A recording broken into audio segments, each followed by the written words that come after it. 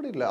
ஒரு கட்சி ஒரு நேரேஷனை செட் பண்ணுறாங்க. இப்போ விஜய் ஒன்று பண்ணுறாரு இல்லையா, போட்டி தாவேக்காவுக்கும் திமுகவுக்கு தானே கூட்டணி சேராத போது. அது மாதிரி அதிமுக என்ன சொல்கிறாங்க, கேபி முனுசாமி ஜெயக்குமாரெல்லாம் அதை பற்றிலாம் எங்களுக்கு கவலை இல்லைங்க, போட்டி அதிமுகவுக்கும் திமுகவுக்கும் தான் அப்படின்னு அவங்க ஒரு பார்வை பார்க்குறாங்க. ஸ்டாலின் வேற ஒரு நேரேட்டிவை செட் பண்ணுறாரு, இல்லாத ஒன்று கொண்டு வரல.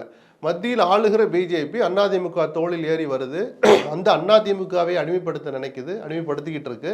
அப்படிங்கிறத மக்கள் முன்னாடி வைக்கிறதுக்கு Tamil Nadu versus NDA, Tamil Nadu versus Delhi அப்படின்லாம் கூட கொண்டுட்டு போகிறார். அதை கூட விஜய் வேற மாதிரி விமர்சிக்கிறார். உங்களுக்கு என்ன சார் கவலை? நீங்கள் ஒரு நேரேட்டிவ் செட் பண்ணுற மாதிரி திமுக ஒரு ஸ்ட்ராட்டஜியை கையில் எடுக்கிறாங்க. உங்களுக்கு என்ன வந்துச்சு? நீங்கள் உங்கள் ஸ்ட்ராட்டஜி சொல்லுங்கள், அவங்க ஸ்ட்ராட்டஜி சொல்கிறாங்க. மக்கள் ரெண்டையும் புறக்கணிக்கிறாங்களா, ரெண்டில் ஒன்றை தேர்ந்தெடுக்கிறாங்களா?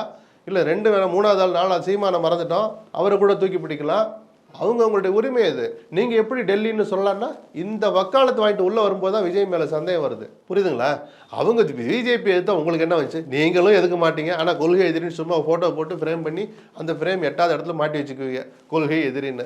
அது திருப்பி கூட பார்க்குறதுல ஒற்றையை தொடக்கிறது கூட இல்லை. அப்போ அவரும் பேச மாட்டார். கொள்கை ரீதியாக காரணங்களின் அடிப்படையில் தமிழ்நாட்டு உரிமைகளை பறிக்கிறாங்க, தேவையான விஷயங்களை கூட கொடுக்க மாட்டுறாங்க அப்படிங்கிறதெல்லாம் மனசில் வச்சு பிஜேபி எதிரியாக ஒரு மக்கள் முன்னாடி நிறுத்தி காரண காரியங்களோடு ஒருத்தர் விமர்சிச்சா அதையும் நீங்கள் விமர்சிக்காதீங்கன்னா, அப்போ விஜய் அவர்களே நீங்கள் யார் அப்படின்னு கேள்வி வரும்ல. இவ்வளவையும் தாண்டிக்கிட்டு அவர் இப்படி மௌனமாக இருக்கிறனால தான் இந்த வதந்தி நான் வலுவான வதந்தின்னு சொன்னேன். இல்லாட்டி இடது கையால் புறந்தள்ளிட்டு போயிட்டே இருக்கலாம். அவங்க மௌனமாக இருக்கிறது மட்டும் இல்லை, சொல்ல வேண்டிய நேரத்தில் கூட அந்த கருத்துக்களை சொல்ல மாட்டாங்க. அதுவும் இல்லாமல் தாவிக்கிட்ட வந்து நீங்கள் எப்படி பிஜேபின்னு சொல்லலான்னு வர்றாரு. அதுக்கு அவருக்கே மனசாட்சி குத்துது போல். அதே மேடையில் நான் ஏதோ பிஜேபிக்காக சொல்கிறேன்றாங்க. எதுக்காக நீங்கள் இல்லாத சொல்கிறீங்க? உங்களுக்கு என்ன சார் கவலை? ஒரு கட்சி ஒரு கொள்கையை சொல்லுவாங்க, கோஷத்தை சொல்லுவாங்க, தியரியை கொண்டாந்து மக்கள் முன்னாடி வைப்பாங்க. சரிதானா?